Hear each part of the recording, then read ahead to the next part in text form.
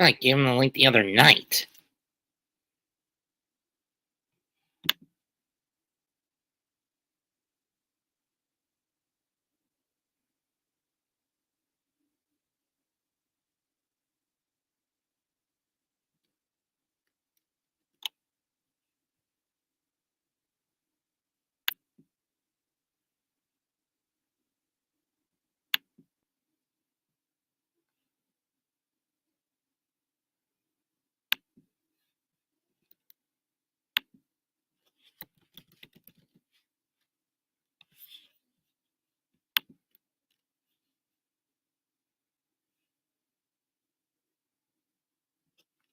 Yeet.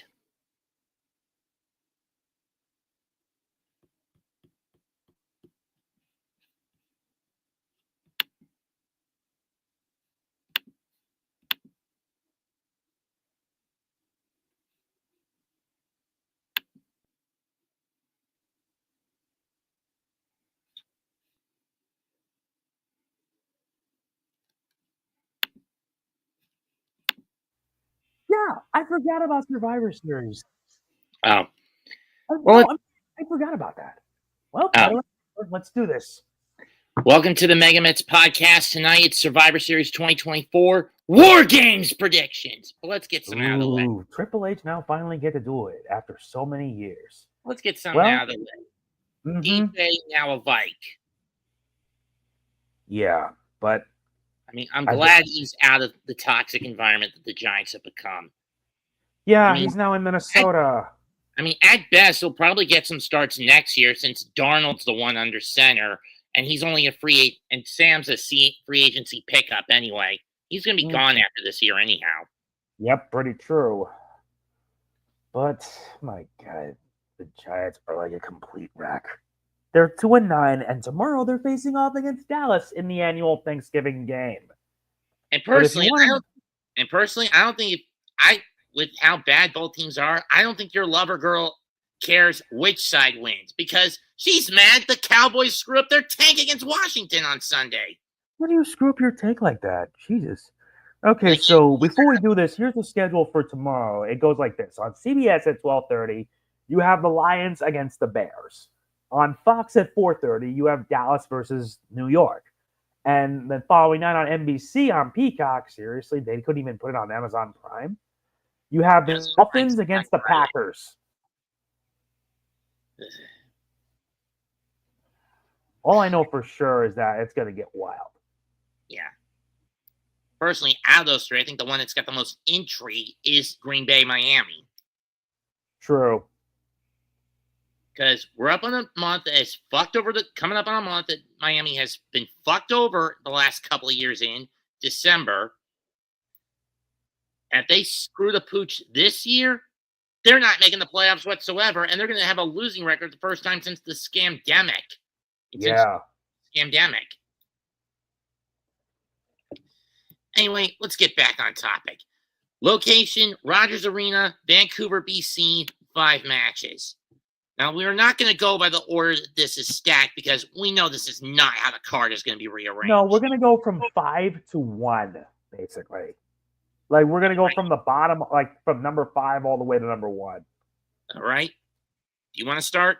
Yeah, I'll start things off. In a one-on-one match for the WWE US title, LA Knight, the champion, will face off against Shinsuke. What? The LA Knight, yeah. Yeah, LA Knight, yeah. Will take on his challenger, Shinsuke Nakamura. What? Is it me or has Nakamura become the new version of the Big Show? Constantly flip-flopping between heel and face alignment. It's like WWE. What the hell they're going to do with him? Vince had that problem. Now it's bled to trips. The apple don't fall far from the tree, all things, honestly. True. I mean, if Nakamura had just stayed in New Japan or gone to Noah, he would have thrived. Why the heck is he getting the main event in Noah's New Year's show again, this time against Oka Sasaki? I can't understand. I don't know. I just don't know, to be honest. I'm giving this to Knight. Yeah, Knight will retain. Yeah. Triple threat. Braun Breaker defending the Intercontinental title against Sheamus and Ludwig Kaiser. This will be a fun one. I mean, out of all the titles, the one belt that has escaped Sheamus is that Intercontinental title. He had a chance last Monday on Raw to get it, but Kaiser screwed him over and basically caused the match to get thrown out. Lately, they've been establishing Breakker as a tweener rather than a straight-up babyface or a heel. It's a nice change of pace, but on the other hand, how's it supposed to play out? I don't know. Do you pull the trigger and put the belt on Sheamus, or do you keep it on Breakker for a little longer? That's a tough one because Sheamus has had every other title except for one. Honestly, if Sheamus won this, then he would be able to fulfill. He would be able to fulfill it, and you have and be one of the few that held every title in the company. I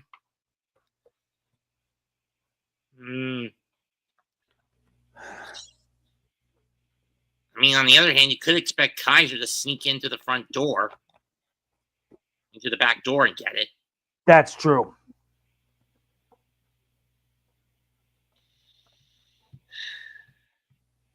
Very true. So everyone has a legit reason to get it. Win the title. I'm going to say, I'm throwing a dart on the board with a blindfold on. I'm going to say Sheamus wins the championship. That's pretty fair. My choice, it'll be Sheamus. Okay. You're up. And now we reach the good stuff. The Women's War Games match. Rhea Ripley, Bianca Belair, Naomi, Evo Sky, and Bayley will take on the Judgment Day. Liv Morgan and Raquel Rodriguez, Nia Jax, Tiffany Stratton, and Candace LeRae. Sad fact, the reason Jade Cargill got swapped out for Bayley? What do you... Yeah. She's got blood cancer. Oh, that's gonna suck. And it's led to her and Bianca being forced to vacate the women's tag titles. Jeez, that's gotta be the worst thing ever. It's going to take a lot of chemo and a lot of treatment and a lot of drainages to get that blood out. I hope that she beats it, for all our sakes. Life is too precious, and cancer is like a parasite that just won't stop taking. That's for sure. So who's your pick for this? I don't know. I mean, the way, even if you exclude the blood cancer treatments Jade needs, the way Bayley got onto the face team is kind of sus. Yeah, very sus. I mean, it's quite obvious she's the one who attacked Jade, but it's going to be covered up for at least until Jade gets back. Indeed.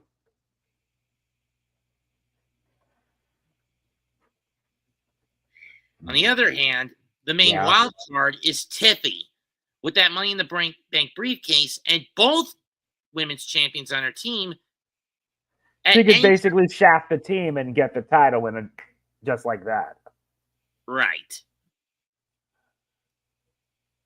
The problem is, Nia herself is a fucking brick wall, and Liv's got a fucking brick wall, Raquel Rodriguez, to safeguard her.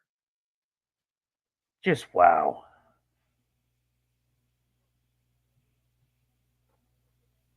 I'm going to give this to Team Ripley. I will probably do the same as well. World title match. Rematch from SummerSlam. Gunther, the Ring General, takes on Damian Priest. After he had a very long reign with the IC title, Gunther is moving up the ranks and is now world heavyweight champion. Granted, it came from Balor having to double cross Priest at SummerSlam in order for him to get it. Wow. I am thankful, all things considered, that Gunther is making quite a good amount of progress. But I say Gunther will retain. Sorry, Damian. You had your chance and you blew it. And you're probably going to blow it again. Could see that. But with the way they've been making Gunther pretty flimsy since Crown Jewel, it's possible he might drop it. But you're right, he does need a rebound. I'll also give this to Gunther. Indeed. And now, time for the main event. The men's War Games match. On one side, Civil War. Yeah, let me first. First, you have Roman Reigns, the Usos, Jay and Jimmy, Sami Zayn, and CM Punk with Paul Heyman against the Bloodline, Solo Sikoa, Jacob Fatu, Tama Tonga, and Tongaloa, and Bronson Reed. I mean, imagine if this was Seth Rollins in this spot instead. I mean, I get why Seth didn't want to do it. It'd be like saying I have to make a deal with the devil to get a thorn out of my side. In his case, the devil is Roman Reigns, and the thorn is Bronson. Because Seth has spent the better part of the last 3 years doing what he can to basically try to destroy Roman and dismantle the bloodline. While he played a hand in it, the key factor in destroying the OG bloodline was Cody, as well as Roman's own ego. Yeah. Granted, Roman's ego, in this case referring to that had he chose to whack Cody instead of Seth at WrestleMania, he would have won. Yeah. But instead, he let 10 years of bitterness and anger boil up, and he clocked Rollins, which led to him losing the gold. To the American Nightmare. Yeah. So why the hell should Seth team up with Roman? Answer, he doesn't have a reason to. He's basically not given much of a choice. Right. By contrast, Punk is someone who brought Roman up and the rest of the Shield up into the WWE ranks from NXT. And the Wise Man connection to Heyman also ties them together. Even though Punk himself has never faced with any of the Bloodline, both the OG or Bloodline 2.0. Yeah. But when you look at Bloodline 2.0, it's more like Solo is surrounding himself with yes men and enforcer goons. Yeah, pretty much.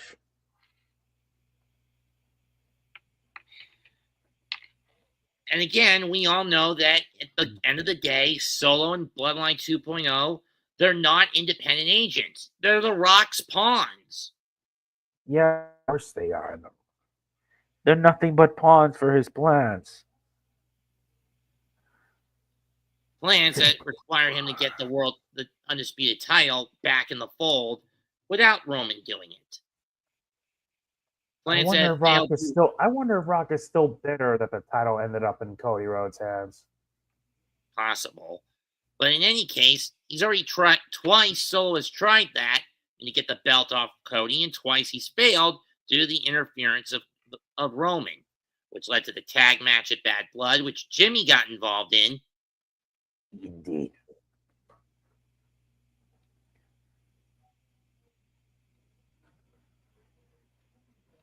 Kevin, what are you talking about stripping the title off Cody? No, that's not the best idea. I mean, Cody's got a title defense coming up next month anyway against Kevin Owens on the Saturday night main event special in Fort Neverlose. Yeah. You don't know what Fort Neverlose is, do you? No. The Nassau Coliseum. Oh, yeah, I forgot about that. The old pet name the Islanders fans gave it in the 80s. Yes, I remember that.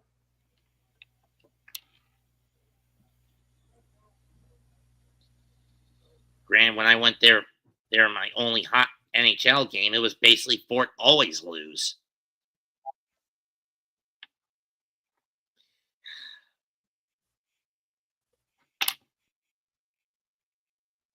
Is it possible that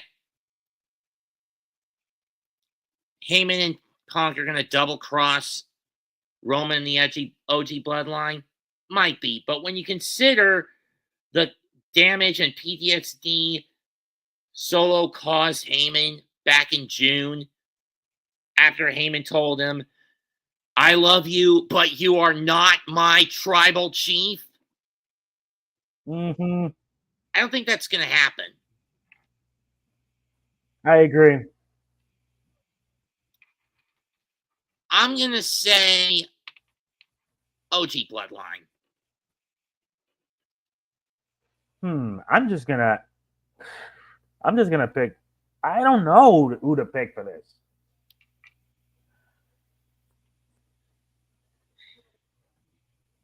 I mean, for the OG Bloodline team, it's quite obvious that Roman will want to come out first, and for 2.0, Solo will want to be the last one in to pick the bones. Yeah. It's a shame I won't be able to watch it this weekend. Yeah. As for why, I'm going to this. Yep, I knew it. I know you're going to have a hell of a time. Grant, my main reason for going is the show that's going to occur on the day it happens, TNA Turning Point. Yeah. Grant, that's just set up for TNA Genesis, which we will cover for the week of January the 19th. Yep. So, where's your chip slide? 2.0 or OG? OG. Okay. That's it for tonight's episode of the MegaMets, part of the Big Blue Crew Sports Network.